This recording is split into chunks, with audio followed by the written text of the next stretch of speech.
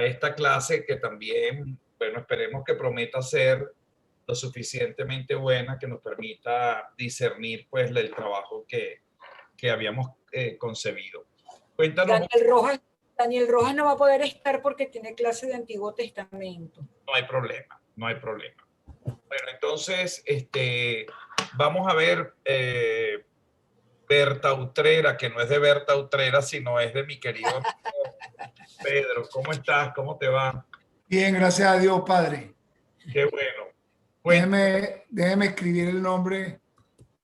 No vaya a ser que... No te preocupes, no te preocupes. Cuéntanos un poco, ¿has preparado algo para el día de hoy? Bueno, sí, yo hablé con Blanca y nos dividimos los 5 capítulos. Entonces Blanca va a hablar primero sobre el bautismo en relación al derecho canónico y yo los 3 últimos. Ok. Sí, porque son 5 partes y bueno, nos dividimos. Yo voy a hablar de la primera. En el derecho canónico el bautismo es el capítulo 4, ¿no? En la parte 1, en el título 1, y va del numeral 849 al 860. Yo voy a hablar de los primeros. En el 849 nos explican lo que es el bautismo como tal, que es el que nos abre la puerta hacia los otros sacramentos. Con él eliminamos el pecado original y nos convertimos en hijos de Dios. Pues.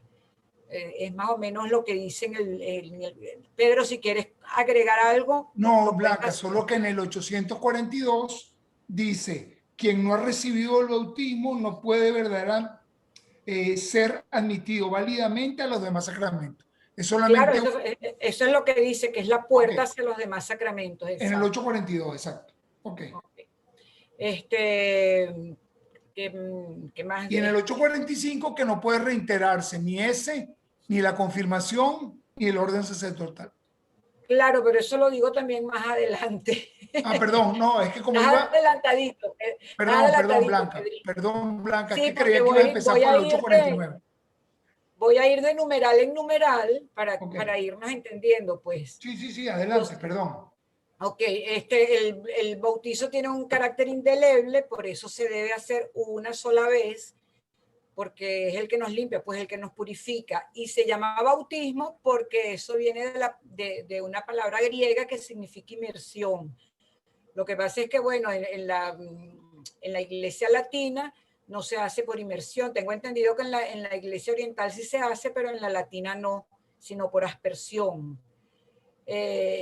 Luego eso está en el 849 y en el 850. En el 851 nos habla de que debemos tener una preparación adecuada. Aquí yo tengo una pregunta porque nos habla de que cuando son adultos son aquellos que tienen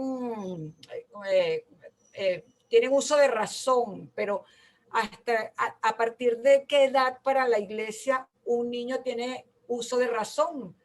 Porque dice que los niños no tienen uso de razón. 7 años. A partir de... ok, pero eso no lo dice ahí y yo me hacía esa pregunta, pues, ¿cuál es la edad que la iglesia considera que las personas tienen uso de razón?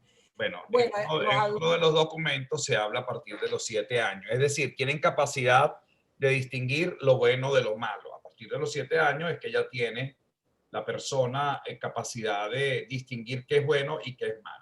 Por eso entonces se habla a partir de los 7 años. Aunque hay gente que tiene 50 años y todavía no ha aprendido a discernir lo bueno de lo malo. Eso sí es verdad, exactamente. Bueno, aclarada la duda, continúe. Bueno, los adultos tienen que estar bien preparados y ellos tienen que decir que ellos quieren ser bautizados, porque si no tampoco es válido el bautizo, ¿no? Y tienen que pasar por la parte de los catecumenados, que es como se preparan debidamente. A los niños, pues, si no tienen uso de razón, se tienen que preparar es a los padres y a los padrinos, indicándole cuál es el significado del sacramento como tal y cuáles son las obligaciones que tienen con respecto a la persona que están bautizando. En el 853 tenemos que el agua debe estar bendecida según los libros litúrgicos. Como ya dije antes, en la iglesia latina se hace por aspersión, no por inmersión. los padres y padrinos tienen que procurar un nombre que vaya de acuerdo al sentir cristiano. Por ejemplo, no vamos a bautizar a un muchachito con el nombre de Lucifer, por ejemplo, porque eso va contra la Iglesia Católica, pues. Dice que se puede celebrar cualquier día, eso está en el 856, pero recomiendan que sea en la vigilia pascual o los domingos. Pero eso yo creo que eso ha cambiado hace mucho tiempo, porque yo tengo años que yo no veo un bautizo los domingos. En el 857 nos habla del lugar donde se debe celebrar el bautizo. Debe ser en una iglesia o en un oratorio, a menos que exista una emergencia y bueno, y se deba bautizar al niño, pues. Y deben ser los niños bautizados en la parroquia de los padres y los adultos en la parroquia que le corresponde. Siempre hay sus excepciones, por supuesto, si la gente quiere y se les autoriza, pues. Todas las iglesias deberían tener una pila bautismal y cuando no la tengan, se puede recurrir a otra iglesia cerca de la misma parroquia. Si es muy difícil también llegar a la parroquia donde se va a bautizar, también se puede dar una concesión especial para hacerlo en otra iglesia. Y siempre se debe bautizar como es debido, a menos que sea una emergencia, utilizando siempre la fórmula, que yo te bautizo en el nombre del Padre, del Hijo y del Espíritu Santo. Con respecto a los ministros, ¿eso me tocaba a mí, Pedro, o a ti? Con respecto a los ministros.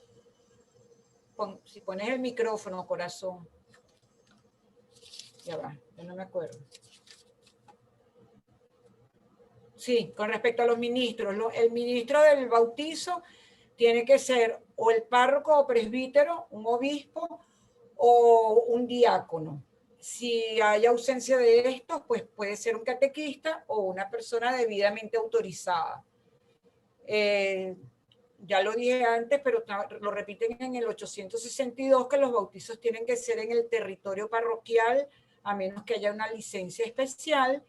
Y cuando es un adulto, se puede pedir al obispo, se le puede ofrecer al obispo que haga esta celebración si es mayor de 14 años. Creo que es hasta ahí a donde a mí me tocaba, Pedro. No sé si hay alguna pregunta o pueden agregar algo más, padre.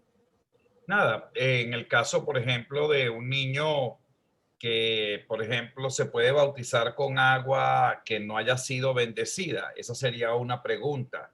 Y la respuesta es, todos ya coincidimos, ¿verdad?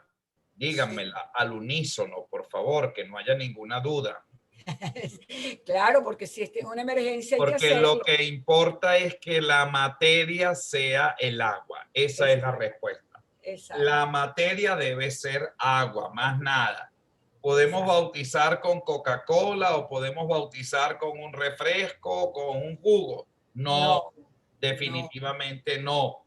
Que podemos, es que a mí me gustaría agua de rosa porque la niña, tampoco, agua, mijita, agua, punto.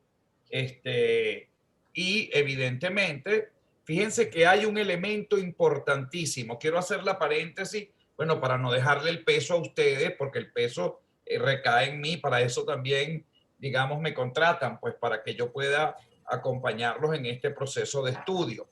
Fíjense, hay un elemento bien importante en el tema del bautismo. El sacramento del bautismo evidentemente tiene como eje central dos cosas. Primero, la incorporación de la persona a la iglesia.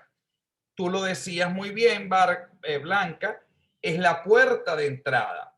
Y esa incorporación a la iglesia hay que entenderla de la manera correcta como el Lumen Gentium se refiere a la iglesia, como pueblo de Dios, pero como cuerpo místico de la iglesia.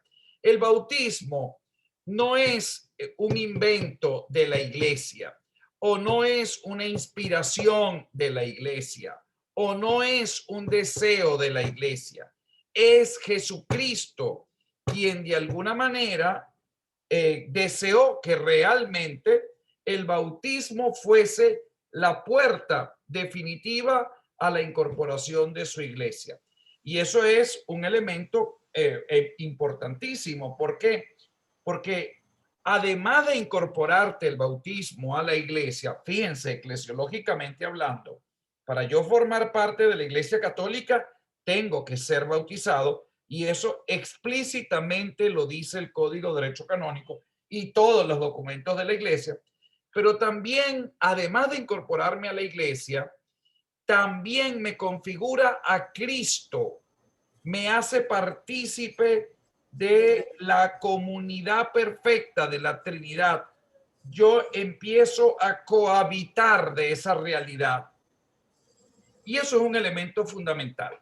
En alguna oportunidad, algún amigo pensante, teólogo, me llegó a hacer varias preguntas. Una de esas grandes preguntas fue, bueno, ¿qué pasa si yo realmente te digo que el bautismo, más que darme la puerta de entrada a la iglesia, que no me interesa tanto, porque la iglesia es una institución temporal, lo que hace realmente el bautismo es configurarme a Cristo vivo y resucitado?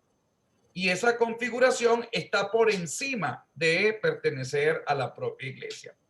Y yo le respondí, muy bien, tienes razón, porque la iglesia en algún momento desaparecerá y todos pasaremos, bueno, desaparece cuando Suriñe y yo y Pedro y todos los demás nos vayamos a la otra vida. Pues no, la iglesia termina y empieza, para los que creemos, la gloria celestial. Pero ¿qué pasa? Le digo, muy bien, es cierto, nos configura a Cristo. Nos configura a Cristo en su cuerpo místico. Y la iglesia está concebida como cuerpo místico, cuya cabeza es Cristo. Entonces nos configura Cristo en su cuerpo místico. ¿Y quién es el cuerpo místico? La iglesia. Fíjense un poco la relación coexistente de lo que estoy diciendo. Es decir, estoy siendo estrictamente analítico para conectar lo que esencialmente recibo en el sacramento del bautismo y a qué cosa me paso yo a ser incorporado. Ese es un punto. En segundo lugar, hay otro punto también y una dimensión hermosísima. Evidentemente nos configura una institución que es humana, que tiene miles de debilidades, pero en cuanto que es cuerpo de un órgano animado y cuya cabeza es Cristo, entonces allí yo tengo que presuponer que esa institución, si bien es cierto, es humana y tiene cualquier cantidad de problemas y de dificultades, también tiene una bendición especial, tiene una gracia de Estado. Bueno, porque definitivamente la institución de la iglesia no es un invento de unos pocos hombres, es un deseo de Jesucristo. Y él, de alguna manera, se hace presente en esa institución, configurando a esa institución como prolongación de su propio cuerpo. Y fíjense que ahí es maravilloso porque la iglesia, el bautismo, perdón, nos hace partícipe de esa nueva realidad, nos vincula a esa institución, pero sobre todo nos configura a Cristo vivo y resucitado. Y ahí eso es realmente una nota extraordinaria, hermosísima, que nos da a nosotros como la posibilidad de entender elementos que anteriormente pudiésemos no haber entendido. Ahora bien, pero el sacramento del bautismo, el sacramento como tal, bueno, se realiza mediante tres elementos que son esenciales, constitutivos en el sacramento del bautismo. ¿Cuáles son esos tres elementos? La fórmula trinitaria. La fórmula trinitaria. Entonces hay una participación a esa realidad. Es decir, no solamente me incorporo a Cristo vivo y resucitado, sino que participo de esa realidad trinitaria, Padre, Hijo y Espíritu Santo. Además de la fórmula trinitaria, está que es la materia o la forma. Pregunto, Suriñe. La forma. La O sea, la forma. forma es Eso, la fórmula. Y la materia es el agua. El agua. Y yo tengo el agua y tengo la fórmula trinitaria y algo importantísimo, y la intención de la iglesia de darlo y también de recibirlo. Ahí hay sacramento, en este caso del bautismo. Esos tres elementos son esenciales, pero resulta que esos tres elementos no son los únicos. Fíjense que el ritual del sacramento del bautismo, que es hermosísimo y que ojalá ustedes en liturgia puedan repasar, a lo mejor no lo van a ver en una cátedra que dura escasos meses, pero ustedes en lo personal lo pueden estudiar y ojalá que no se sientan un poco desanimados sobre esto, sino por el contrario, aprecien y valoren todo lo que la liturgia de alguna manera transmite, pero la liturgia considera como algunos elementos importantes. Primero, el compromiso de quienes, de los padres y de los padrinos, a transformarse en acompañadores de este proceso de formación. Y por eso ante la iglesia, los padres y padrinos se comprometen a vivir esta experiencia de fe. Por otro lado, después del compromiso está también una triple dimensión que forma parte de la realidad del cristiano: la profética, la sacerdotal y la real. Y la liturgia del sacramento del bautismo, bueno, nos evoca con el óleo de los catecúmenos que se le sella al niño en el pecho, en su corazón, en su alma, como apto, preparado para recibir el sacramento del bautismo, para expresarse como testigo del resucitado. Bueno, el catecumenado, en ese óleo que se le unge al niño, en este caso que se está bautizando, que no tiene uso de razón porque es menor de 7 años, pero que esa fe que no puede sustentarse sola, se sustenta en los padres y en los padrinos, ese niño queda ya acondicionado para aceptar la realidad de este sacramento. Y luego viene la unción del crisma, que con la unción del crisma lo hace partícipe de esa dimensión real. Fíjense que entonces en el bautismo, es verdad, me incorporo a la iglesia, me hago cristiano, específicamente católico, pero también formo parte de una comunidad real. Soy pueblo de Dios y participo de la realeza de Jesucristo, porque si Cristo es mi hermano, no por los lazos sanguíneos, sino por los lazos de la fe, y Jesucristo viene de la descendencia y de la realeza, del linaje real del rey David, y yo soy hermano de Jesucristo por los lazos de la fe, yo también tengo sangre real y tú también. Entonces, los bautizados participamos de la realeza. Nosotros también somos parte de la realeza, pero esa realeza tiene una connotación intrínsecamente vinculada al servicio. Somos servidores los unos a los otros. Y ahí está la gran distinción de esa realeza, donde no es que vas a ser servido, sino donde te conviertes en servidor. Imagínense.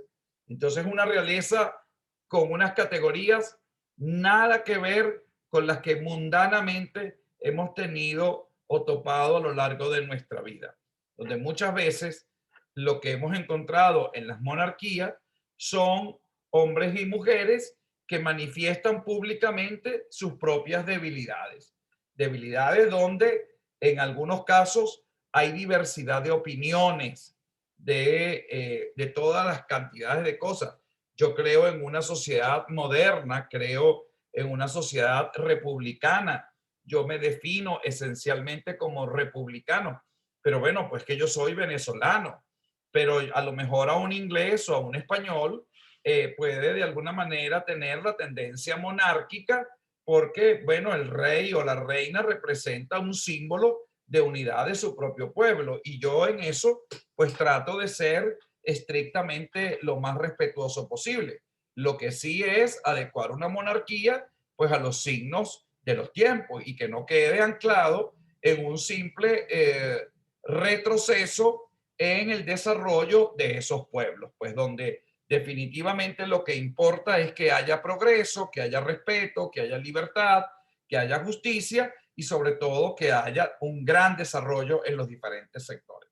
Pero yo soy muy escéptico, me mantengo muy distante de lo que representan las monarquías. Para mí las monarquías son sistemas que pertenecen al pasado. Sin embargo, pueden representar signos visibles de identidad nacional en algunos países donde la monarquía ha sido de alguna manera un elemento histórico importante.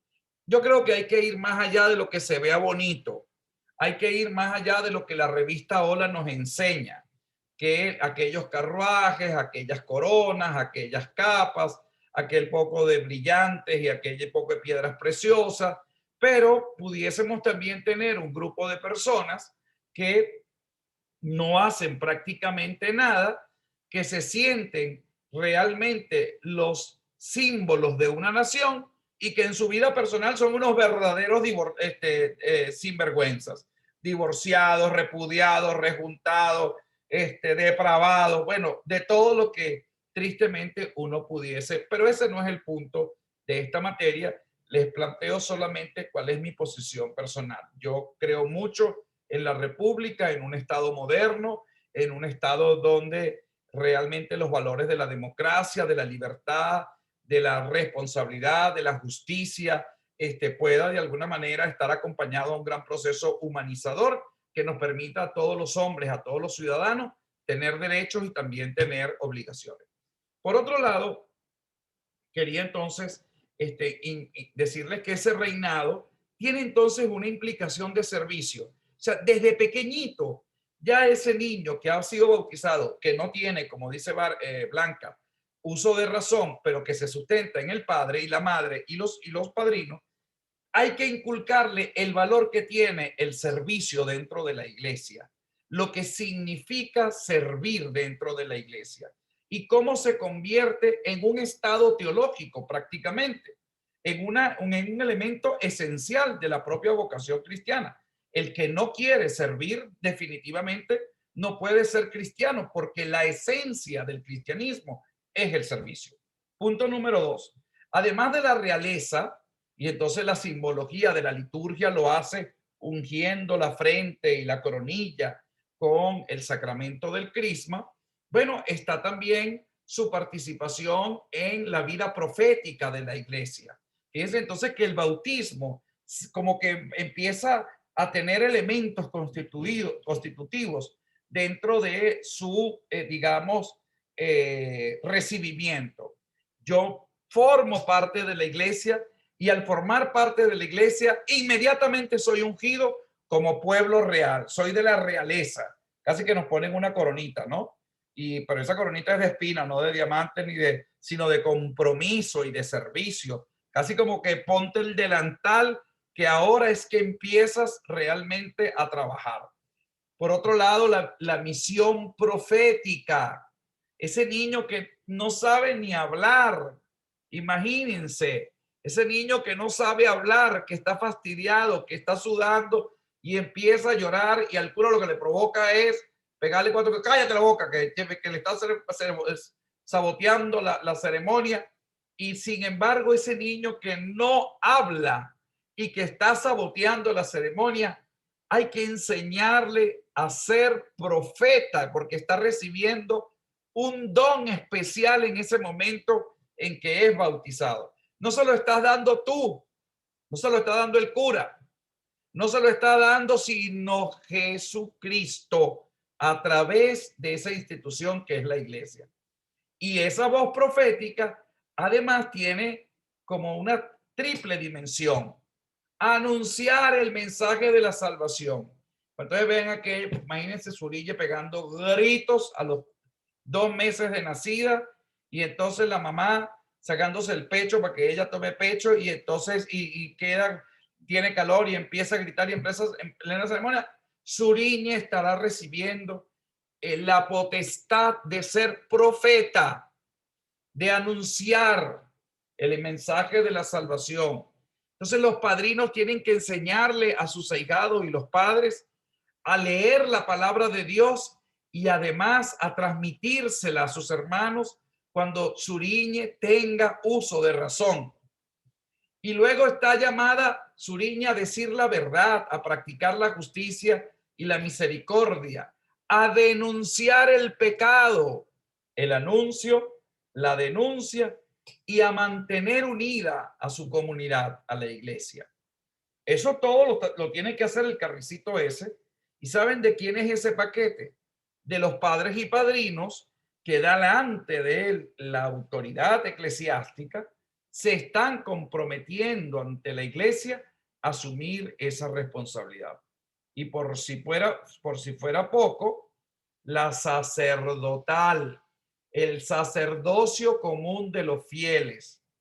Resulta ser que ese niño, Zuriñe, que lo único que sabe hacer es pegar gritos y está toda despeinada, y le pusieron un ganchito y Zuriñe lo tiró y con su pelo rizado empezó casi que a jalarse los pelos porque tenía mucho calor. Zuriñe, que no tiene uso de razón, nada menos ni nada más, empieza en esa ceremonia a adquirir la dimensión del sacerdocio común de los fieles. Y resulta ser que ella se convierte en un sacerdote, él como, o en este caso ella, como el oferente o la oferente y la ofrenda. ¿Y por qué es sacerdocio común de los fieles? Explíqueme eso. Bueno, en todo sacerdocio hay una ofrenda y hay un oferente. ¿Quién es el oferente y quién es la ofrenda en el Antiguo Testamento? Bueno, el sacerdocio de Leví, el sumo sacerdote que iba al templo, sacrificaba una ofrenda, el cordero. Ese cordero era un macho cabrío que era ofrecido y desangrado ante el altar de Dios para ofrecerlo en expiación de los propios pecados. Ahora no, ahora quien se ofrece es la propia persona. Entonces Zuriñe es el oferente, es el que ofrece el sacrificio. ¿Y qué es la ofrenda que ofrece? Su propia vida, su propio ejemplo, su testimonio.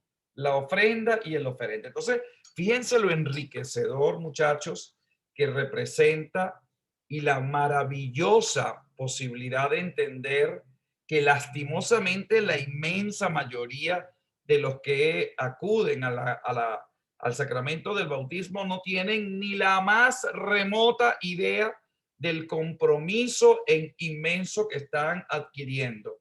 La incorporación a una institución, es verdad. La incorporación a ser cristianos, es verdad. Y a partir de ese momento somos católicos, también es cierto. Pero entonces empieza a ponerse la cosa complicada. La configuración a Cristo vivo y resucitado, la coparticipación a la Santísima Trinidad. Yo participo de esa realidad en cuanto creado, porque ahí está el Padre que me creó, ahí está el Hijo que me redimió y ahí está el Espíritu Santo que me santificó. ¿A quién creó? ¿A quién redimió? ¿Y a quién santificó? A mí, que estoy siendo bautizado, pero además ahora me configura a su cuerpo místico, que va más allá de la propia institución. Fíjense qué belleza. Y después, además de eso, implica en mi vida una responsabilidad extraordinaria. Imagínate, yo voy a ser sacerdote. Usted es sacerdote y sacerdotisa. ¿Pero cómo? En el sacramento, en el sacerdocio común de los fieles. ¿Y cómo es eso? Si un sacerdocio tiene dos elementos constitutivos, oferente y ofrenda, porque tú eres el oferente. y tu ofrenda es tu ejemplo, tu testimonio. Y yo también soy de la realeza, usted también es de sangre azul, usted es de la realeza de Cristo, porque Cristo, por el vínculo de la fe, te honró con ser tu hermano.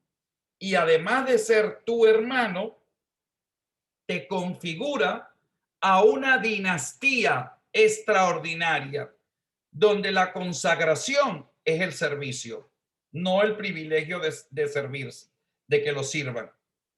Y ahí entonces toda la dimensión de poder, toda la dimensión de poder de la iglesia, si no está enmarcada en el servicio, no sirve. Definitivamente no sirve. Si no queremos recorrer el camino del servicio, no estamos sirviendo para nada.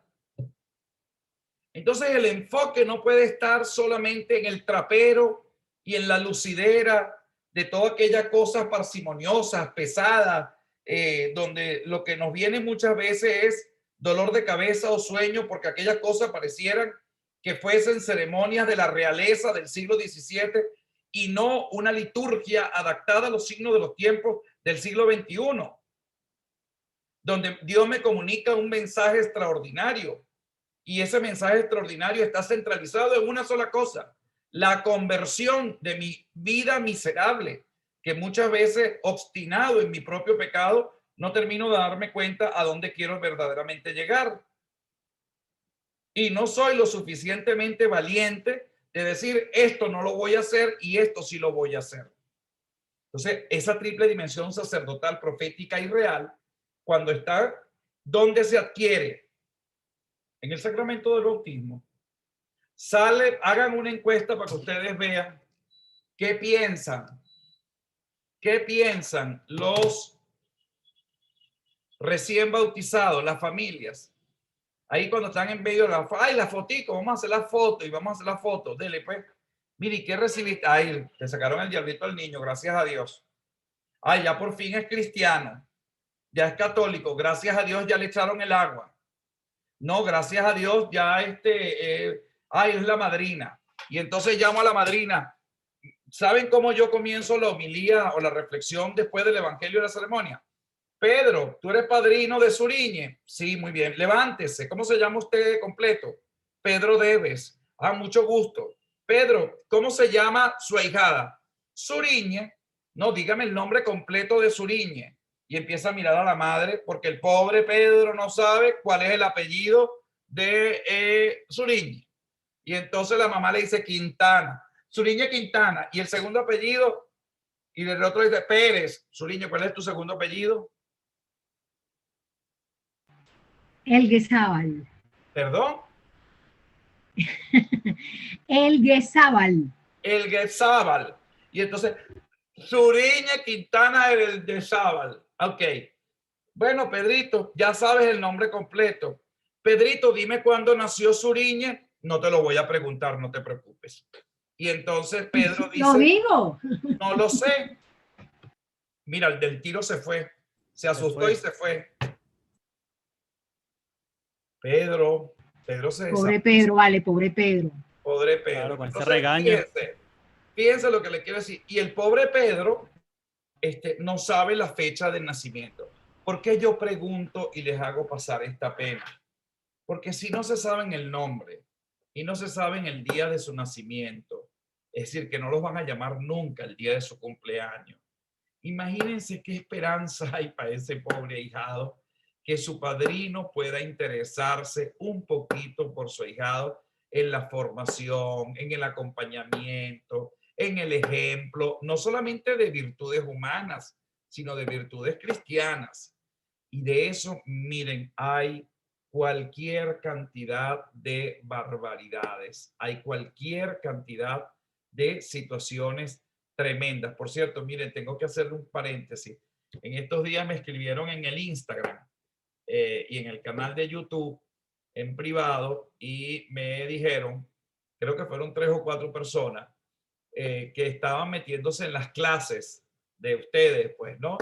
y que estaban fascinados, pero imagínense, una persona, me escribió alguien de Nicaragua, me escribió alguien de Los Teques y alguien también de aquí de Caracas. Y entonces me pidió información, me dijo, padre, mire, yo quisiera formar parte, quisiera hacer ese curso y yo podría realmente, bueno, le expliqué, en el caso de uno era técnico superior, le dije, no, tienes que ser licenciado, yo de todas maneras te voy a averiguar qué clase o qué tipo de formación pudiese tú de alguna manera adecuarte y pues le pareció sumamente interesante. Es un paréntesis que corto y termino de manera pues que no solamente lo ven ustedes, sino que también hay otros que uno ni se imagina y también escuchan la opinión de cada uno de ustedes. Entonces, retomo un poco el tema. Está claro entonces el sacramento del bautismo, los elementos esenciales constitutivos, ¿verdad? El elemento de la eficacia, que es muy importante, que es el receptor, la vasija. Es decir, yo para tener efectividad en el sacramento del bautismo necesito la condición de querer aceptar el sacramento del bautismo, salvo que yo internamente, qué sé yo, un musulmán, venga un cura y lo secuestre y lo quiera hacer a la fuerza católico. Y él en el fondo, digamos, en su intención, lo que es la recta intención, que es fundamental para recibir cualquier sacramento, él vaya en contra de su recta intención y diga, yo, aunque este desgraciado me esté bautizando, yo no recibo el bautismo ni me siento bautizado porque yo no creo en el bautismo. Esa es una condición para decir, no, no, o sea, ¿fue bautizado o no fue bautizado? Pero es que ahí hubo materia y ahí hubo forma, sí, pero no hubo intencionalidad. El recipiente no estaba dispuesto a aceptar la condición de ser bautizado y eso es fundamental. Fíjense que en el consentimiento, en el matrimonio, ¿qué es lo que valida o invalida una de las grandes causas del matrimonio? El consentimiento. Bueno, Daniel estaba ahí con su novia, pero Daniel tenía una amenaza de su suegro de que se tenía que casar porque si no le iban a pegar 4 tiros, si no honraba la memoria de su hija porque él había tenido relaciones con ella. Y entonces Pedro, coaccionado por la amenaza, va y se casa. Y después entonces de 3 meses el viejo se muere y Daniel dice, bueno, ya muerto el perro, muerto la rabia, me quiero divorciar. Entonces el divorcio en la iglesia no existe, pero eso cuando vamos a hacer el estudio y sabes que yo no me quise casar, yo no di el consentimiento, de la boca para afuera dije que sí, pero yo tenía esta situación y presionado no actué en libertad. Por tanto, el matrimonio es nulo. Es nulo. Fuera. Nulo, nulo. Entonces, el bautismo, de alguna manera, recibe el recipiente, tiene que estar consciente de lo que quiere recibir, pues, ¿no? Y eso es un elemento fundamental. Ahora, fíjense el gran reto, Blanca y Pedro, que están exponiendo el tema del derecho canónico, el reto de aplicar esa normativa en la vida real y sobre todo en la acción pastoral. O sea, ¿cómo lograr, por ejemplo, que los que se bautizan tengan el mínimo grado de conocimiento y de formación que se requiere para recibir el sacramento del bautismo? Y eso a mí me preocupa enormemente porque pareciera que hay un interés más por lo cuantitativo que por lo cualitativo. Fíjense que todos los años a los párrocos nos piden una planilla que se llama la planilla de estadística, donde nos preguntan, eso es un mandato del Código de Derecho Canónico y sobre todo de la Santa Sede, que todas las diócesis deben enviar reportes a Roma de todo el ejercicio sacramental y evangelizador de cada una de las diócesis en el mundo entero. Y una de las preguntas es, ¿cuántas misas celebró durante el año 2020? Y yo le pregunto a mis compañeros de manera jocosa, ¿y cuántas pusiste? Bueno, no sé. Yo puse, como el año tiene 365 días, yo celebro 365 misas y los domingos, 52, 56 semanas. ¿Cuántas semanas tiene el año? X, las 50 y pico de semanas. Bueno, yo tengo 2 misas o 3 misas y sumé esas 3 misas. Y entonces yo celebro 300 misas, como 300 misas.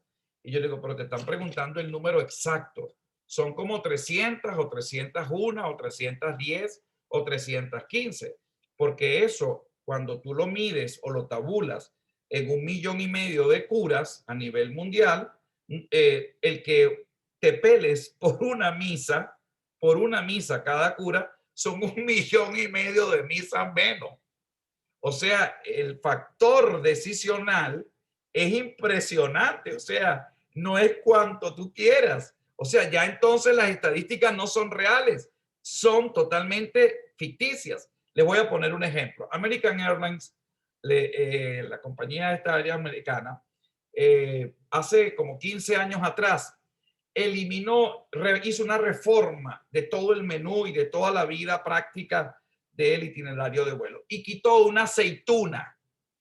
Lo has leído, Pedro, tú lo leíste también. Yo leí un artículo. Quitó una aceituna de una bebida que ellos tenían. Esa aceituna significaba al año una cifra espantosa, como 40 millones de dólares. O sea, imagínense ustedes, yo les decía, no lo puedo creer, pero como una aceituna va a ahorrar una línea, una de las líneas más grandes del mundo, va a ahorrar 40 millones de dólares. Es que no lo podía creer, y créeme, todavía hoy yo digo, ¿es posible que una aceituna le haga ahorrar a una compañía 40 millones de dólares? Entonces, fíjense, hay un dato importantísimo. Yo pienso en la aceituna y pienso en estos momentos en la pandemia con el bendito alcohol. Miren, celebrar una misa a mí me cuesta un platal. Les voy a poner un ejemplo. Y ahora por el tema del dinero, la gente no tiene efectivo, tengo el punto, pero la gente no trae la bendita tarjeta de débito o de crédito porque tampoco es que haya bolívares. Y entonces la gente usa los dólares para ir a hacer el mercado, para ir a los bodegones, pero no para llevar una ofrenda a la iglesia. Le parecería como una cosa que no merecida. O sea, ¿cómo le voy a dar yo un cura $5? ¿Te volviste loco? Al parquero sí se los doy, y se los doy cuando voy a comer o a tomarme unos tragos. Pero a la iglesia una colecta de $5 no vale. ¿Qué es eso? 300,000 bolos y va que chuta. Y el dólar está en 3,200,000 bolívares. Y resulta que yo me pongo a hacer, a propósito de la bendita aceituna, le digo, miren, mensualmente, ¿cuántos litros de alcohol gastamos? Con la bendita cosa esa, la mano, ¿cuántas pilas gastamos de, señor, un momentico, la temperatura? Que además, no se sabe. A lo mejor la persona se puso ahí un hielo, si tenía fiebre, y 34. Y además de eso, del alcohol, si 9 velones, cada velón cuesta $6. Y resulta ser que viene la pobre viejita y pasa el cepillo, y entonces la vieja pone un billete de 50,000. ¿Para qué sirve ese billete de 50,000? Y resulta ser que vinieron 50 personas y un señor se acercó y dijo 5 millones, como que si estuviese dando la mitad del costo de la parroquia. Y entonces resulta ser que uno saca las cuentas y dice, mira, esta misa me costó a mí medio litro de pinolín. Se me cayó la cédula, Suriñe. De pinolín. Yo no sé si eso existe todavía en el mercado, que olía horroroso, por cierto. De pinolín, $2. Me costó, no sé, $3 de electricidad por la pulidora bendita y por el desgaste de una pulidora industrial que cuesta $1,000. Dándole la pulidora en ese espacio. Me costó 2 litros de esos detergentes esterilizadores por las benditas sillas, para que cuando tú te sientas de verdad confiado. 9 velones que duran 3 días, y entonces 9 por 5, $45 cada 4 días. Quítenlo por esos 4 días, eso te da esos $45. ¿Cómo? ¿Cuánto por 4 días? Como $12, $11 por cada día de vela que nada más está gastando. Y entonces uno dice, caramba, Hoy se gastaron $40, costos reales, no aproximativos, costos reales. Es decir, mililitros gastados en limpieza, vatios gastados en electricidad, costo de personal.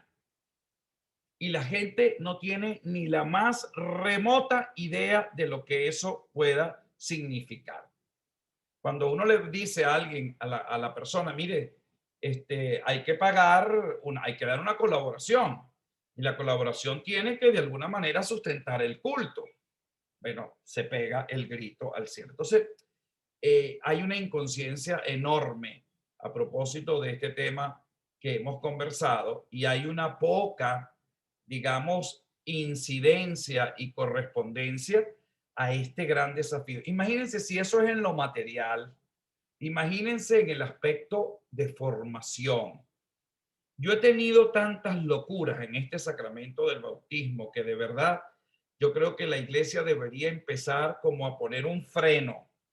¿Nos abrimos o empezamos como a decir, señores, para hacer, queremos decir que tenemos 5.000 millones de cristianos, tenemos apenas 1.500, 1.600 millones, o queremos realmente un número condensado, formado y acompañado?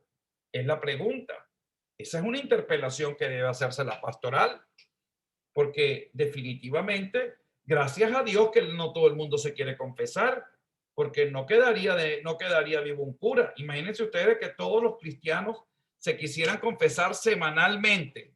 Ustedes saben la logística que comportaría una cosa como esa en la cantidad de tiempo. Es que no alcanzaríamos definitivamente.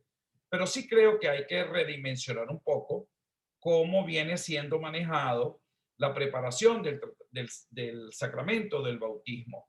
Unas charlas muy malas. Miren, una vez hice una evaluación de 10 parroquias, agarré, me están oyendo, ¿verdad? Agarré 10 parroquias de la arquidiócesis de Caracas. Dije esta y esta. Y empecé a preguntar, le dije a mi secretaria, pregunta, ¿cuándo son las charlas prebautismales?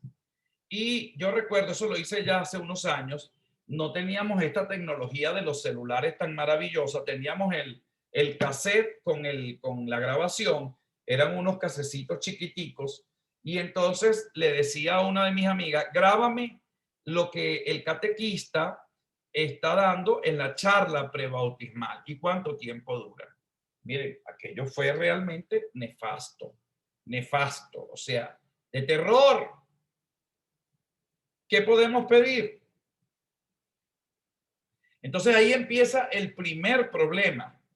¿Cómo preparamos como iglesia y formamos a nuestra gente para recibir la puerta de entrada a la iglesia a través del sacramento del bautismo, que antropológicamente nos incorpora y está en el inicio de la propia vida humana? Y también al inicio de la vida cristiana, de la vida humana, porque lo reciben siendo muy pequeñitos, están apenas empezando a nacer, no tienen todavía uso de razón y tienen un potencial de formación enorme e inmensurable. Esos muchachitos van a ser lo que ustedes quieren que ellos sean. Imagínense la belleza de eso, pues, ¿no? O sea, si yo padrino, yo no quiero que mi ahijado fume. ¿Cómo hago para dejar de fumar, para que él no me vea fumando? Yo quisiera que mi ahijado fuese responsable, fuese un hombre fiel, y yo tengo 3 mujeres por ahí, un gato ahí encerrado, y realmente yo soy un desastre.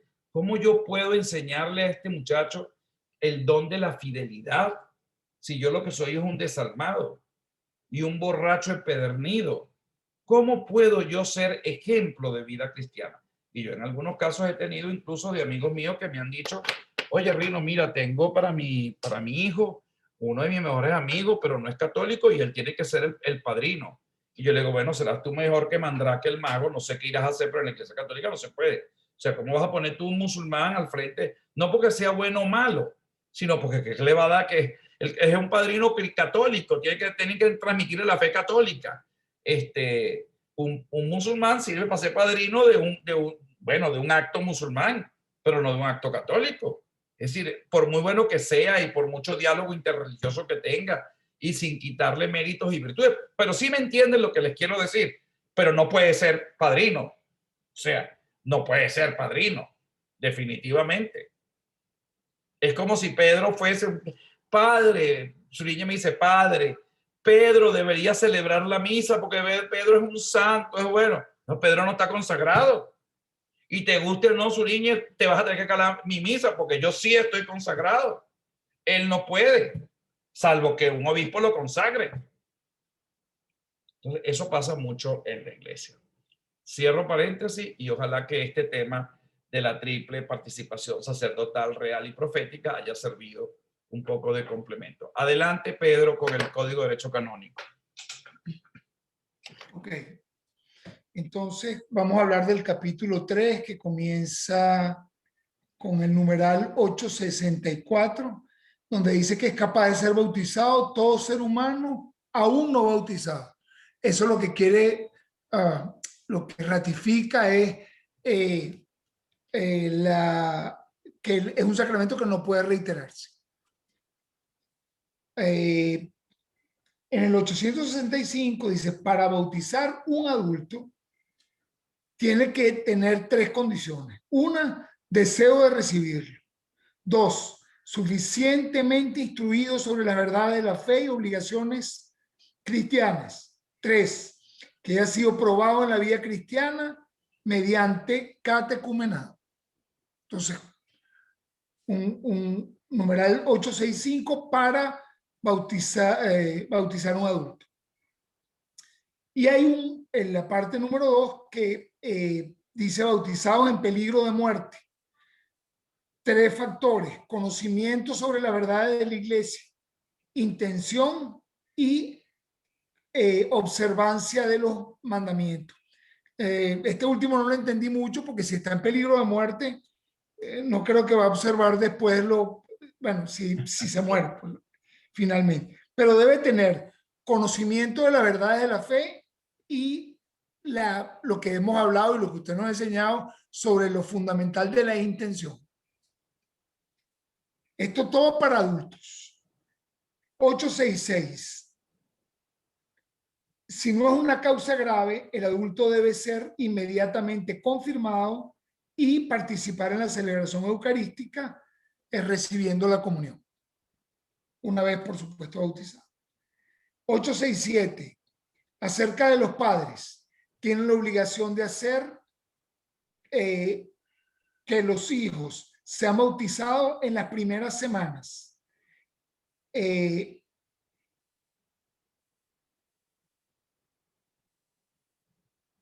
Ok. 868. Para bautizar lícitamente. 1. Consentimiento de los padres, al menos de uno de los dos, o representantes legales. 2. Esperanzas fundadas en el que uno va a ser, en que él mismo va a ser educado en la religión católica. Entonces, de eso es lo que hablaba usted ahorita, de que no puede ser un padrino alguien que no sea católico, si no va a ser, no va a tener el compromiso, pues la esperanza fundada de que va a ser educado en la religión católica. Eso es el 868.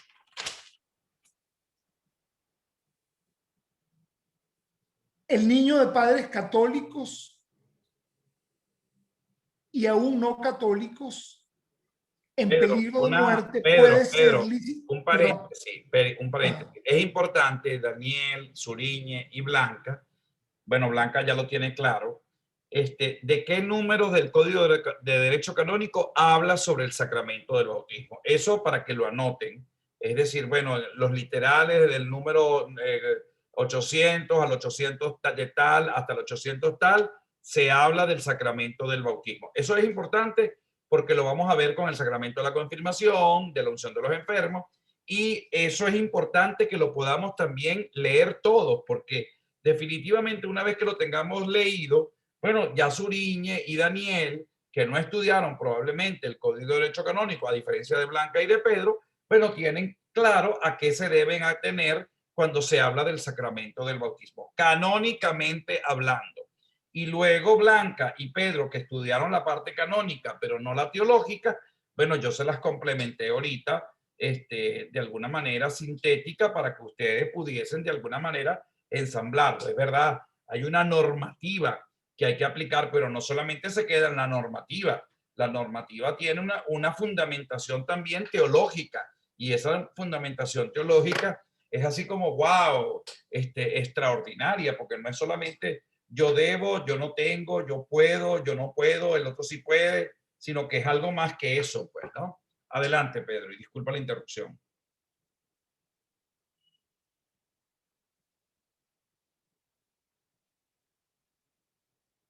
¿Aló? ¿Me oye, Suriñe? Se Creo quedó que se quedó Sí, congelado. congelado. padre. Sí, sí, O sea, sí. Pedro fue el que quedó congelado, sí.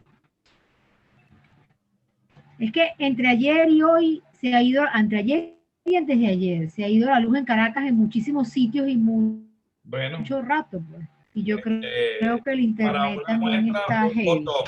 Bueno, mientras Pedro va y viene, que se tardará seguramente 5 o 10 minutos. Suriñe, ¿qué preparaste? Bueno, padre,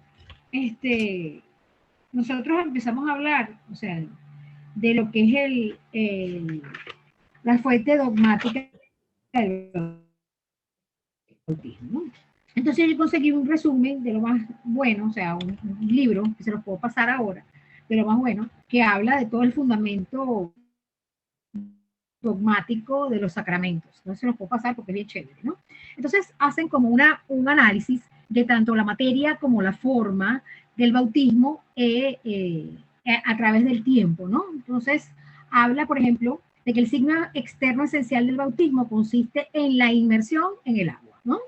Y en lo que usted estaba hablando, y en la invocación simultánea de las tres personas divinas. Entonces, Trento dijo que tenía que ser toda igual en el Código de Derecho Canónico, el 732.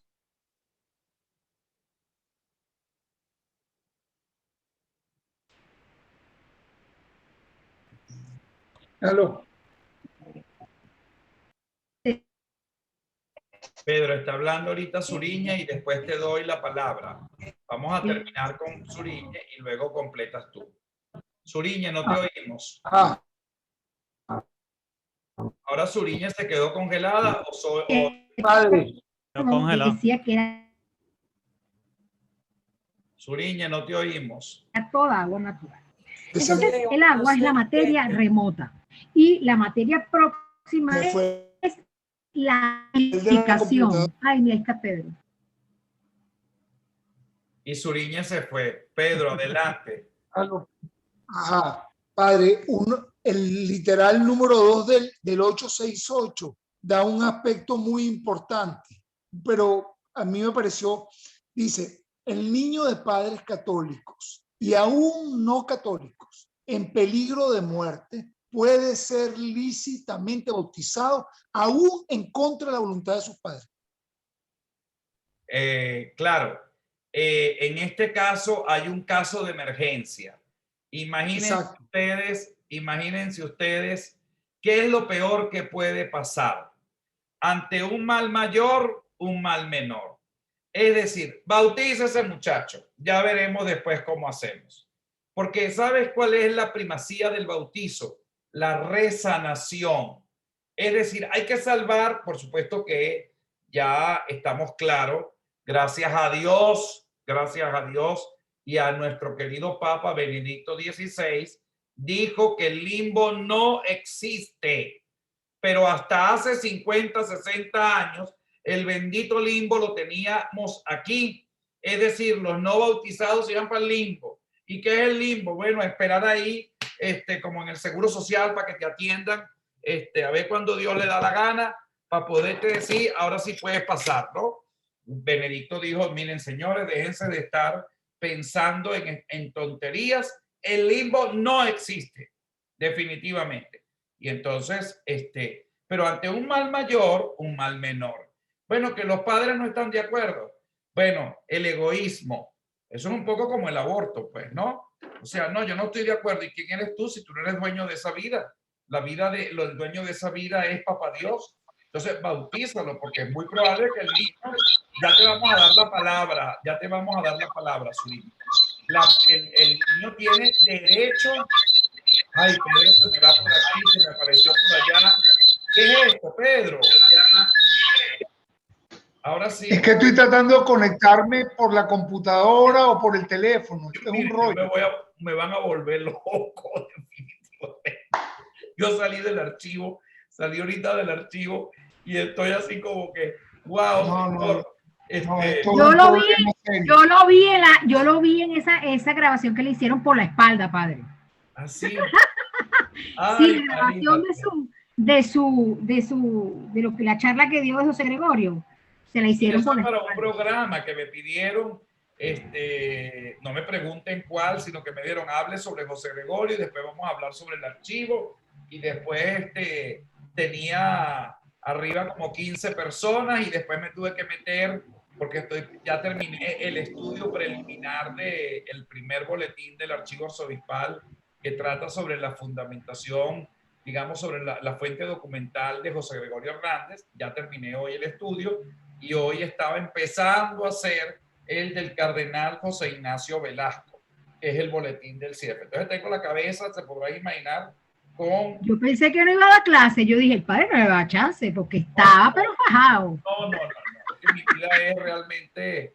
No, y les tengo una noticia. A partir del 13 de junio, las clases van a ser entre Madrid y el Vaticano y en Roma. Entonces... Bueno, nosotros lo podemos acompañar perfectamente. No hay ningún problema. De la vida tendremos nuestras clases. Lo que sí les voy a pedir es ver cómo podemos adecuar un poco las clases por el tema de los horarios. El horario.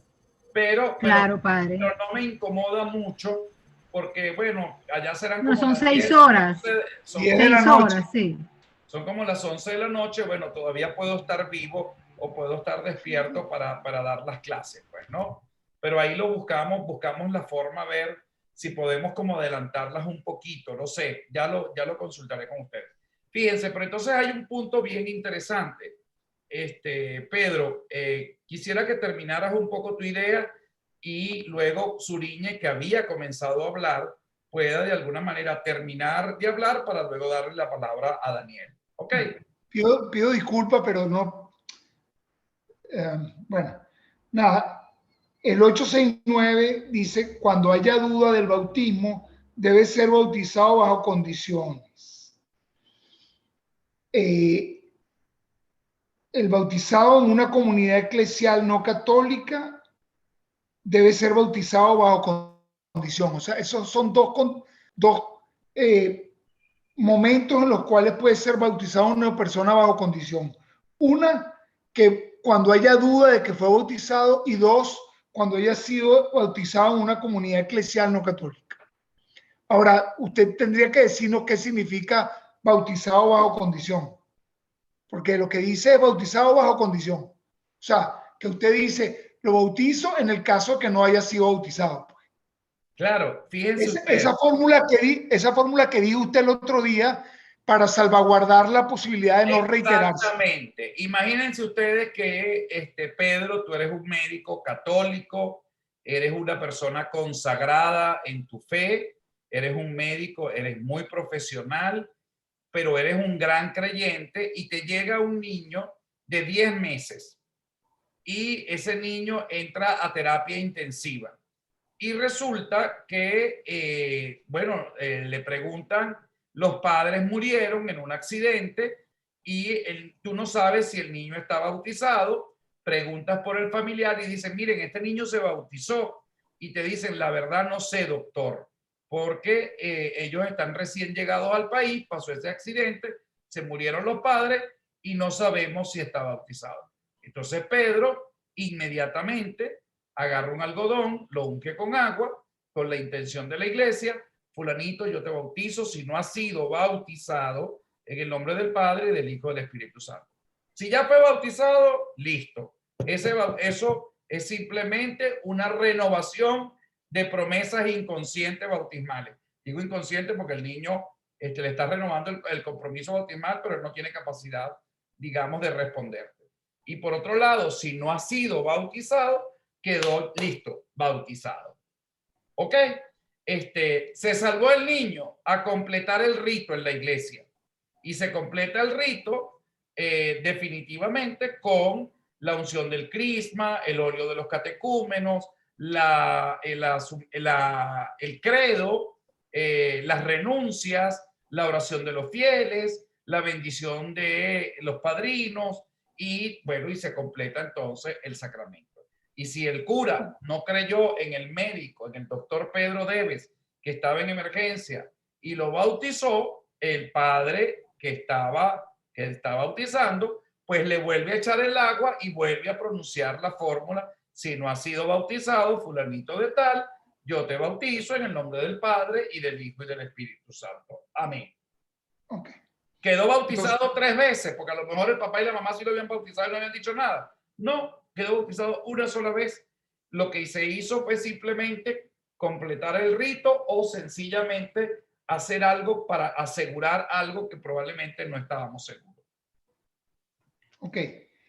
Ahora, lo que yo sí les quiero decir es, fíjense lo bonito del sacramento del bautismo, que es más que echar el agua, es más que aplicar la fórmula trinitaria, es un ritual hermoso, precioso, o sea, es la incorporación del pueblo real, o sea, estamos ungiendo a una persona a la realeza cristiana, a la realeza de Jesucristo.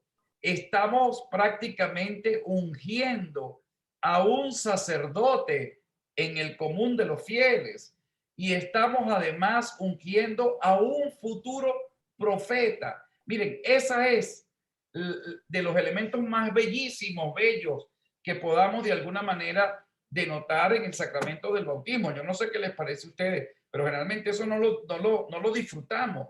Wow, estamos allí, este niño, esta criatura tan chiquitico, que no sabe ni hablar, y lo estoy ungiendo como futuro profeta en la iglesia. Imagínense lo que significa eso. Lo estoy ungiendo como parte de la realeza. Este niño es un príncipe, pero un príncipe marcado en el servicio, en el amor y en la misericordia.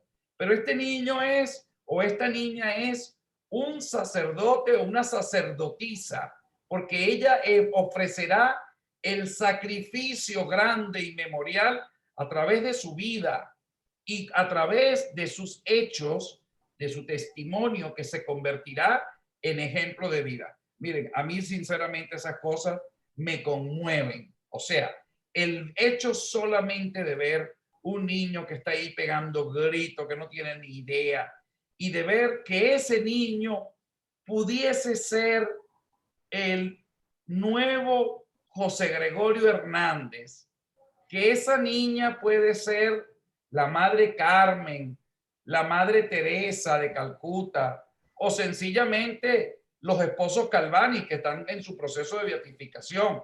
Es decir, porque no vamos a hablar de monjas y de curas, o sencillamente si nos vamos a hablar de laicos, pues, ¿no? Que también está muy bien hacerlo.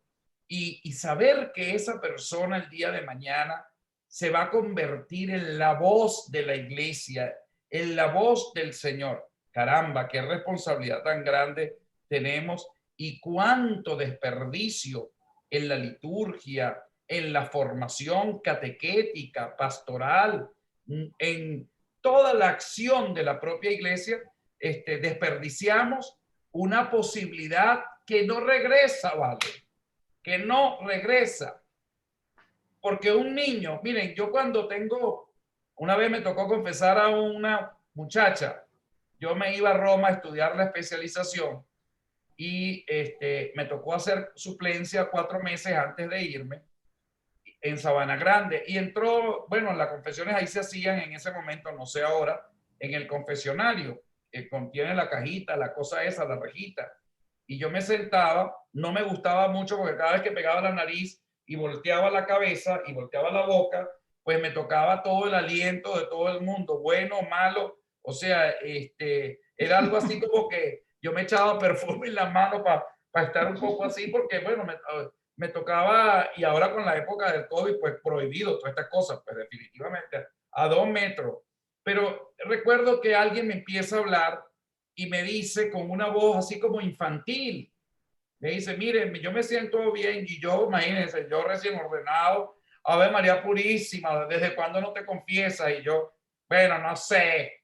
Y yo, ¿qué es esto? Pero, ¿qué horror es esto? Y yo empiezo a ver quién me había contestado de manera tan fea. Y yo, pero bueno, pero qué cochina, ¿qué es esto? O sea, y veo, no sabía si era un niño o una niña. Era una niña de 16 años, no tan niña, con un cuerpo como de 10 años.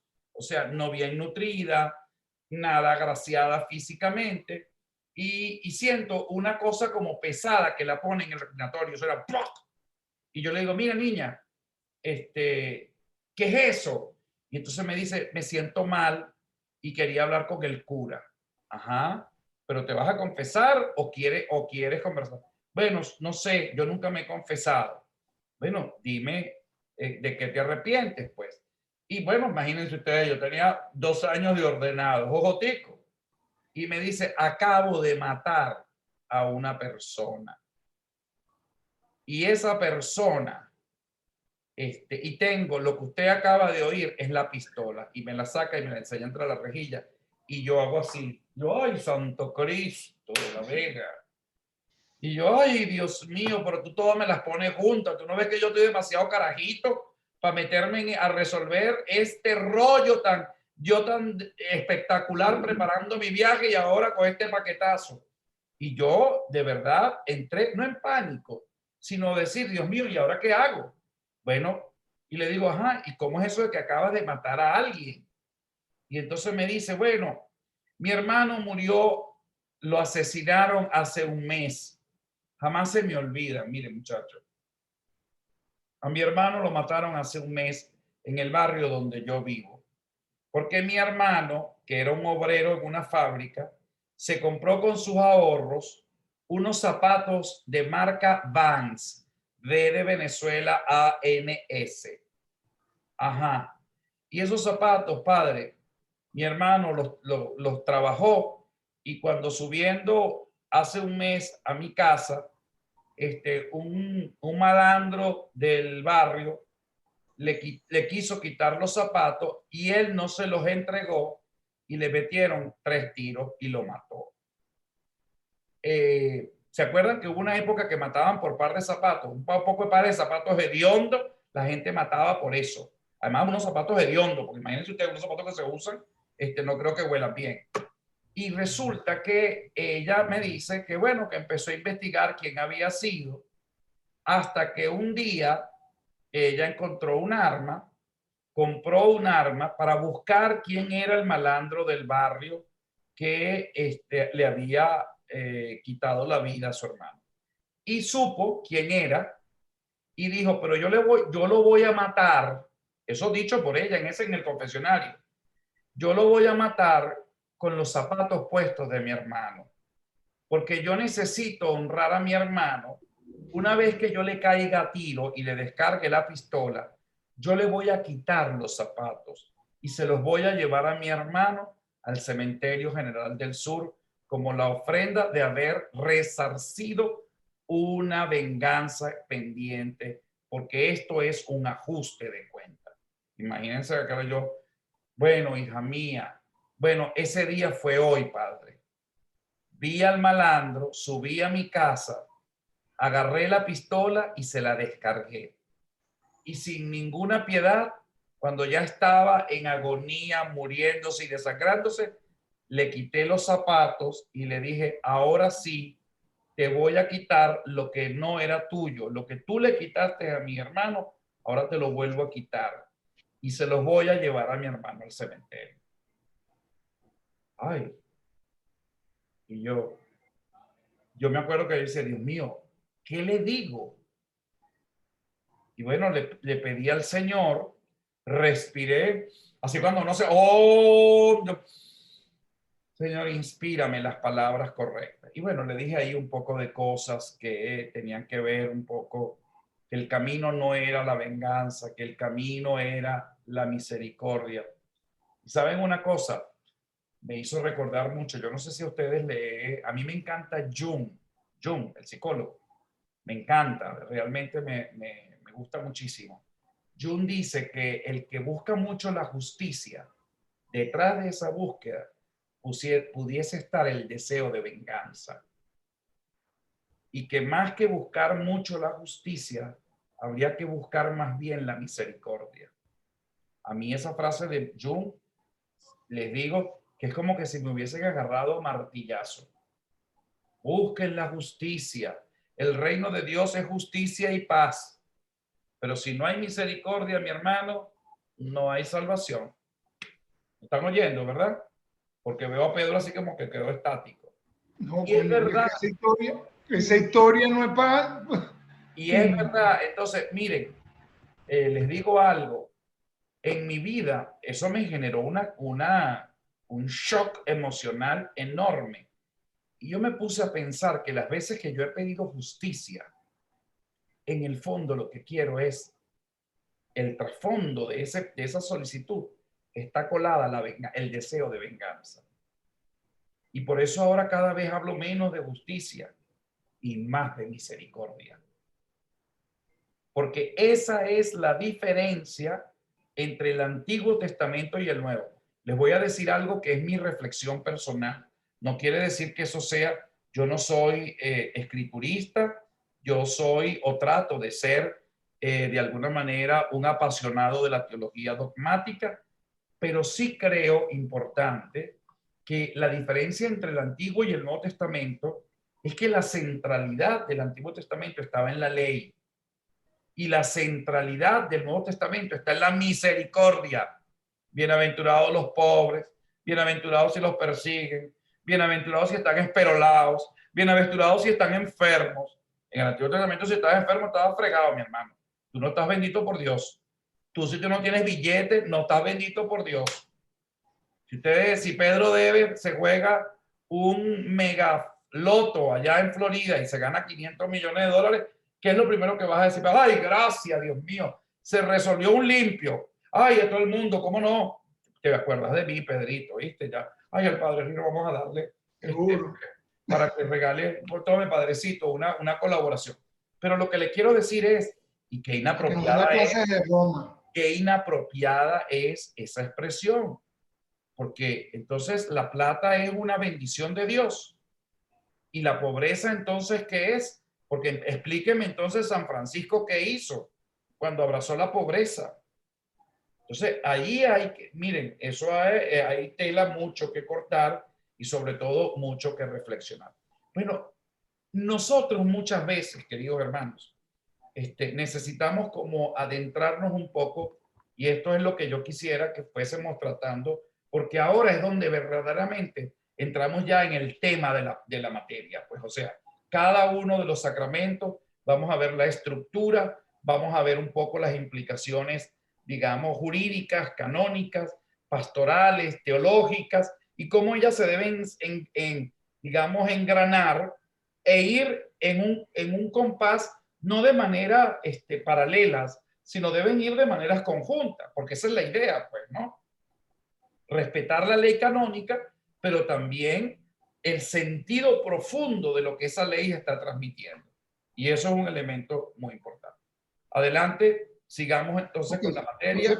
Entonces, en el 870 habla que se puede bautizar los niños abandonados o expósitos. Los expósitos son los que están en auspicio. 871 se puede bautizar fetos si todavía viven. Es importante, sobre todo para los laicos y para nosotros que estamos en el ambiente médico, a mí me parecen estos artículos muy importantes porque son de uso práctico, pues en el caso que uno se enfrente a esa situación. En el capítulo 4 habla de los padrinos. Un padrino tiene como fin asistir en la iniciación cristiana.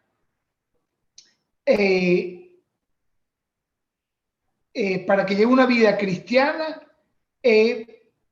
congruente con el bautismo. En el 873 debe ser un solo padrino o madrina, o ambos. En el 874, relativo a los padrinos, uno, el literal uno, que ha sido elegido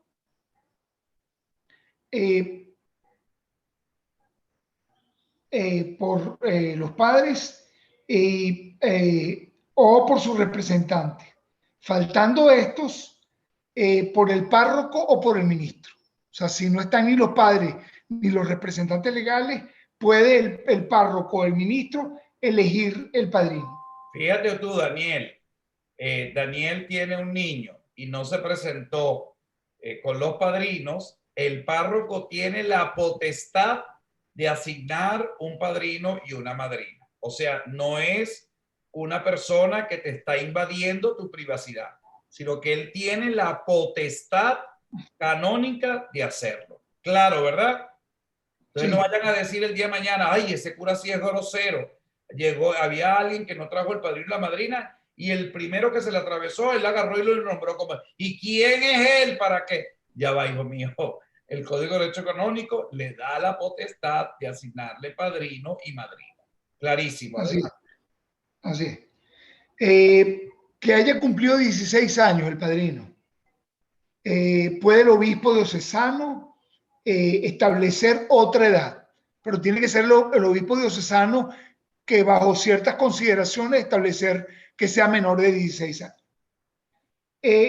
O el párroco, o si el párroco considera admisible en el caso de una excepción, que sea católico, que esté confirmado y que haya recibido la Eucaristía y que lleve una vida congruente con la fe, que no esté afecto por una pena canónica y que no sea padre o madre del que se va a bautizar. O sea, el padre o madre del que se va a bautizar no puede ser su padrino. ¿Y un divorciado vuelve a casar? No leí nada al respecto, padre. Sí, claro, lo leíste. Sí, no puede ser. No puede ser. Exacto. No. Ahora, y ahí pudiésemos generar otra discusión. Caramba, padre, usted sabe, mire, mi comadre tenía un borracho y se volvió a casar con un santo varón.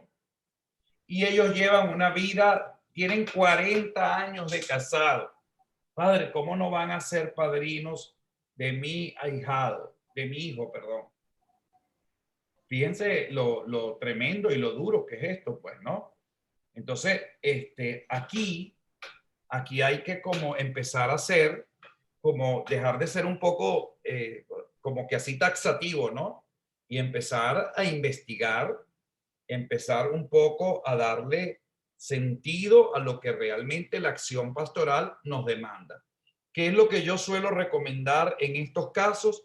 Señores, consulten al obispo, al ordinario del lugar. Miren, tengo este caso en particular.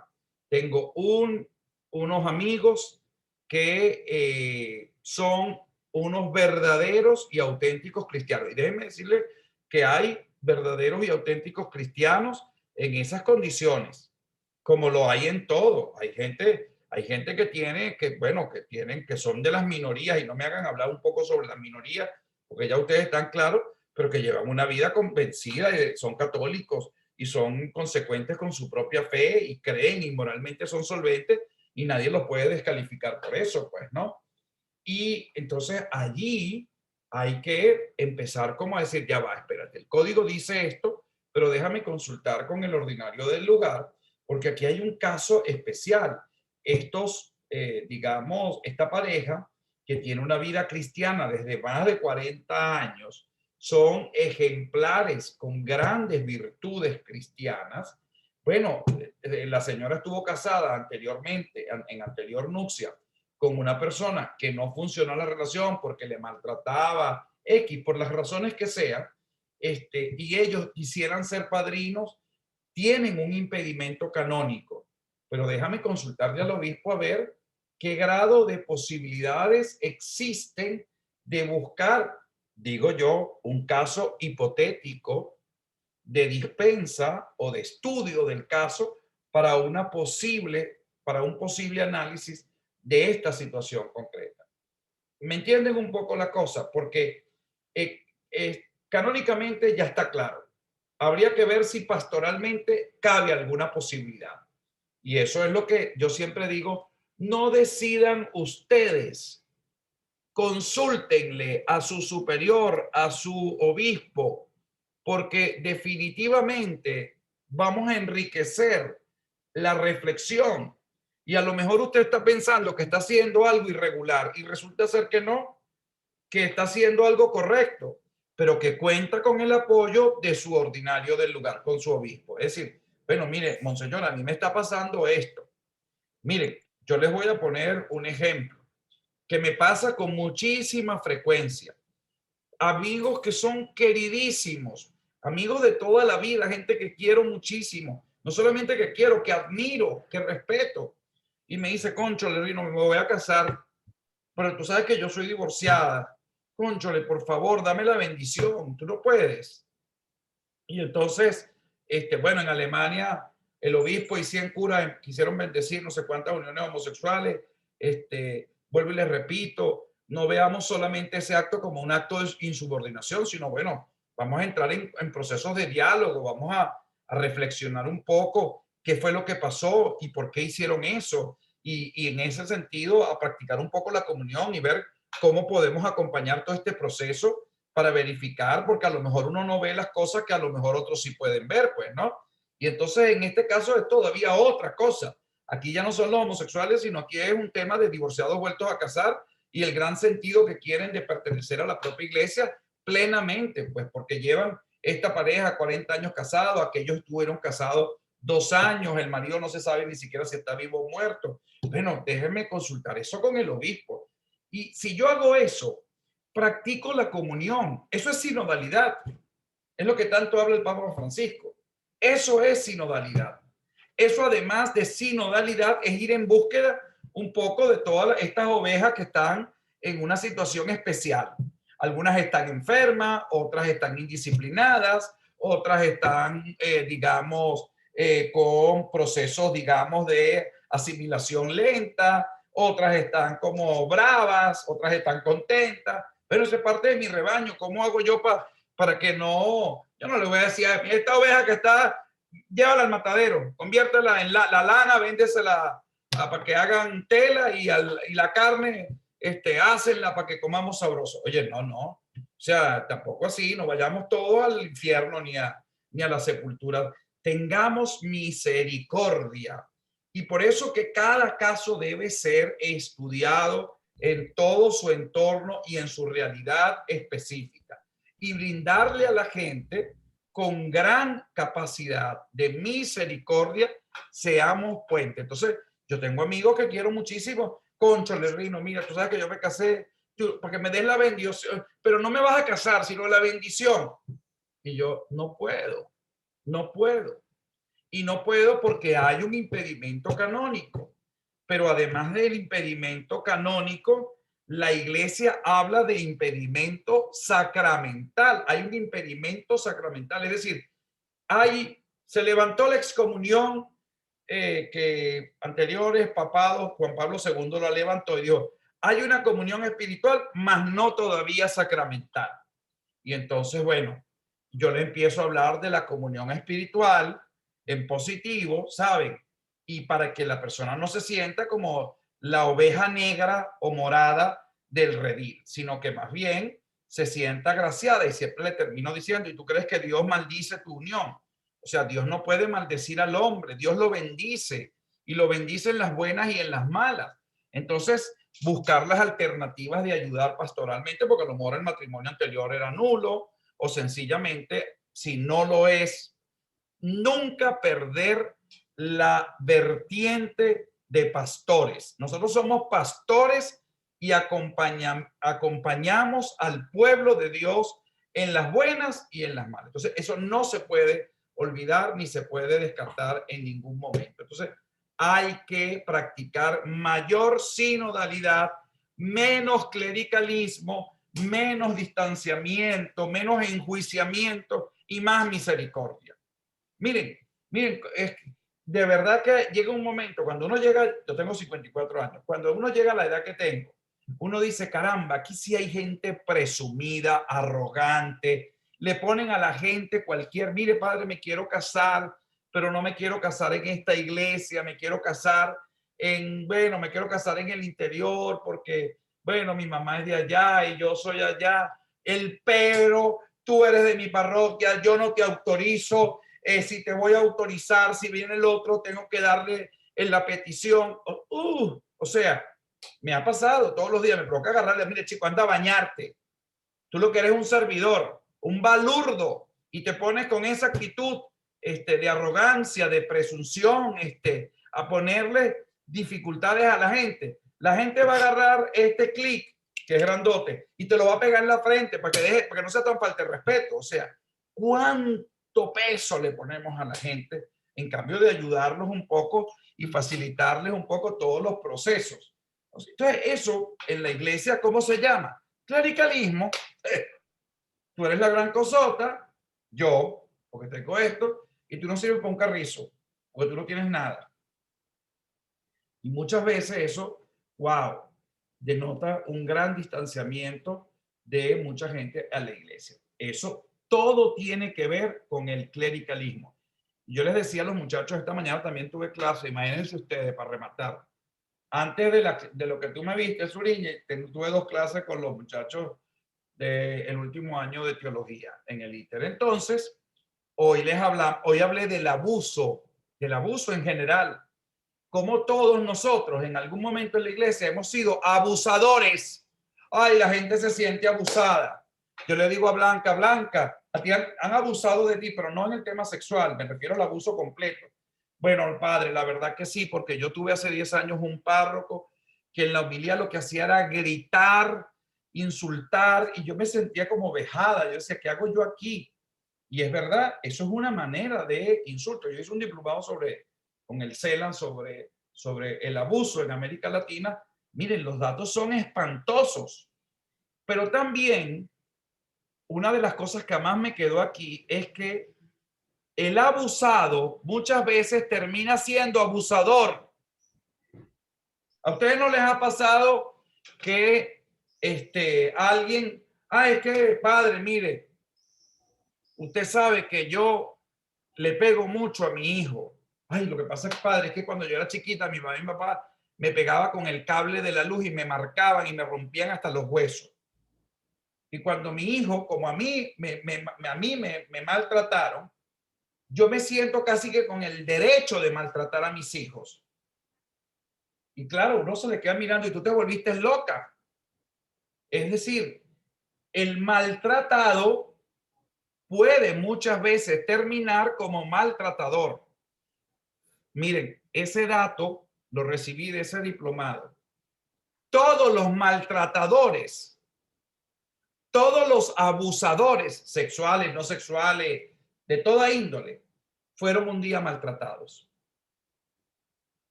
Y lo peor, ¿saben qué es? Que todos en algún momento hemos sido maltratadores. Y también maltratados, pues, evidentemente. Si tú me dices, bueno, maltratado, a mí me ha maltratado. Bueno, en el seminario, bueno, sí. Yo tenía un cura que nos insultaba, que nos regañaba feo. Casi que perdía el respeto por nuestra condición. Y sentíamos casi que una humillación. Yo maltratar, jamás. Y resulta ser que un día estaba atravesado y le caía, descargué a una persona y la insulté y casi que le digo del mal que se va a morir. Maltratador. Entonces, por eso muchas veces, fíjense que este tema a mí me encanta, déjeme decirle que a mí me fascina, porque realmente este papado ha sido un valiente. El Papa Francisco ha sido un hombre de una valentía única. Se acordarán de mí, el Papa Francisco va a ser santo, estoy seguro. Porque, wow, o sea, lo que pasó en Chile, por ejemplo, con el caso Caradima, bueno, a mí no se crean que a mí eso no me llamó la atención. 350 abusos a menores, o sea, 350 niñitos, un montón, esos son como muchos. O sea, no son 2 o 3 casos, que además es abominable. Imagínense ustedes centenares de casos y nadie dijo nada. Nadie ayudó ni salvó a esos niños.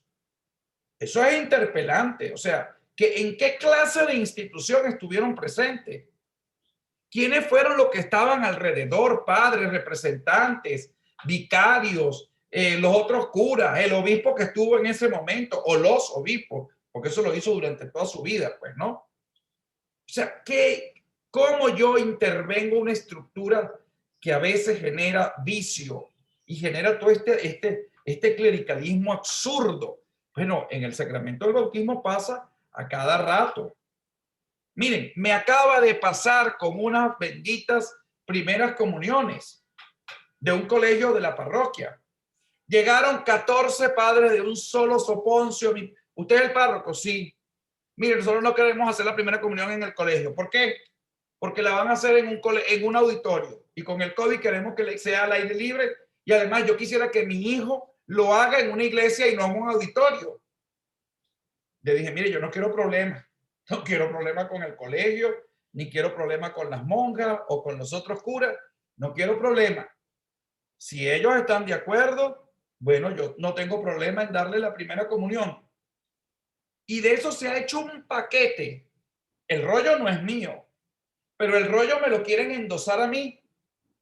Porque definitivamente, claro, ¿cuál es el rollo? Les piden una cantidad de dinero, les piden y le exigen, no se quieren meter en ese cajón, que es un cuarto cerrado, y además, no solamente eso, sino que no le dan la libertad. ¿Y quién eres tú para decirle dónde se va a hacer la primera comunión y no? Tú te haces la primera comunión o el bautizo donde a ti te dé la gana, siempre y cuando sigas la normativa. Bueno, que tiene que ser en tu parroquia, es lo que se recomienda. Pero imagínate tú que te encuentres con una situación X.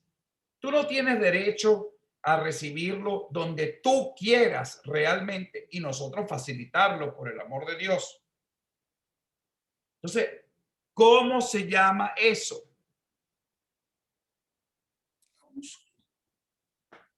Carta al obispo, carta al auxiliar, la carta era para mí. Entonces yo me pregunto, ¿dónde está el respeto a la propia dignidad más que a la autoridad? Sí ven un poquito el tema, ¿no? Es decir, si yo veo que Pedro tiene un comportamiento inadecuado, lo primero que yo debo hacer es llamar a Pedro. Pedro, pásame tu número de teléfono y llamarlo en privado. Pongo silencio y yo inmediatamente digo, mira, Pedro, pasó esto, no me pareció esta cosa. Te hago la salvedad a ti en la persona, porque ¿qué es lo que yo quiero procurar? Que Pedro se corrija. Pero imagínense que yo a Pedro lo descargue delante de todos ustedes y le pase inmediatamente una copia del regaño al director del ITER. ¿Cuál es la intencionalidad? Fregar a Pedro.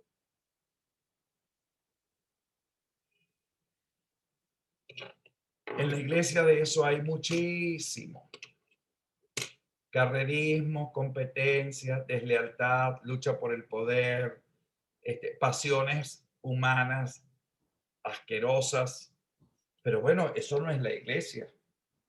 Eso es una parte muy pequeña de la iglesia que forma parte de su propia humanidad. La iglesia es algo más grande, algo más extraordinaria. La iglesia es la historia de los mártires, de los santos, la historia de la gente que lucha cada día por cumplir y soñar en su compromiso y en su vocación cristiana, que gracias a Dios son la inmensa mayoría. Bueno, muchachos, muy agradecido. Te salvó la campana, Daniel Prado. No te voy a preguntar. Vamos la próxima semana a completar un poco lo que tú estudiaste. Díganle al que no vino que se tiene que juntar la próxima semana para escuchar su comentario, porque cada uno hizo el aspecto canónico, litúrgico, pastoral, y es importante escucharlos a todos, pues, ¿no? Sobre el sacramento del bautismo, pero vamos a preparar en la próxima clase, completamos lo que no expusieron el sacramento del bautismo, pero la próxima semana ya vamos a ver el sacramento de la confirmación. Lo digo porque todavía nos quedan 6 sacramentos, entonces son 6 semanas que vamos a necesitar todavía para ir viendo y estudiando cada uno de los sacramentos y ustedes puedan tener claramente cada uno de los sacramentos, lo que dice el código, lo que dice el magisterio y sobre todo lo que dice la vida pastoral, la acción pastoral. Conjugando eso, pues tenemos una idea teológica muy completa. ¿Les parece? Confirmación, la próxima semana, el mismo esquema. Si Daniel estaba con el tema de los documentos, con el magisterio de la iglesia o con lo que tenga, estudia también el mismo tema en la confirmación. Y el caso de Pedro y el caso de Blanca, que están en el Código de Derecho Canónico, el derecho canónico en la confirmación. Y así vamos con todos los mismos esquemas. Y vamos a pasarlo por los 7 esquemas. Pero terminamos el bautismo, que falta todavía. Falta el bautismo, falta el de Daniel, pero ya son las 6 de la tarde. Falta Daniel y falta el... Daniel, ¿cuál era tu tema? Las bases dogmáticas. Las bases dogmáticas. Y creo que también este muchacho, el... ¿cómo se llama? Daniel Daniel Rojas. Rojas, Daniel, creo que tenía algo de Daniel. la liturgia. Creo algo que era la liturgia, ¿no? Ok, Si no me entonces, ¿les parece bien que comencemos con la primera parte?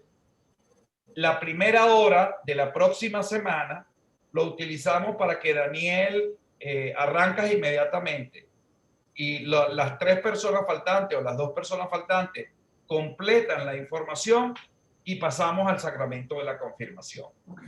Perfecto. Vale. Y entonces en la liturgia, en el magisterio y en el código de derecho canónico, es decir, todo lo que compone un poco la acción pastoral de la iglesia. Perfecto. Que Dios Vale, lo bendiga. padre, muchas gracias. Gracias, Padre. Miren, le voy a decir algo. Chao.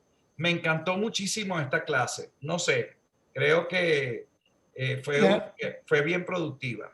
Y a nosotros también. Muy Sí, productiva. sí, sí, muy buena. Gracias. Cuídense mucho. Siempre son buenas. Buenas tardes. Chao.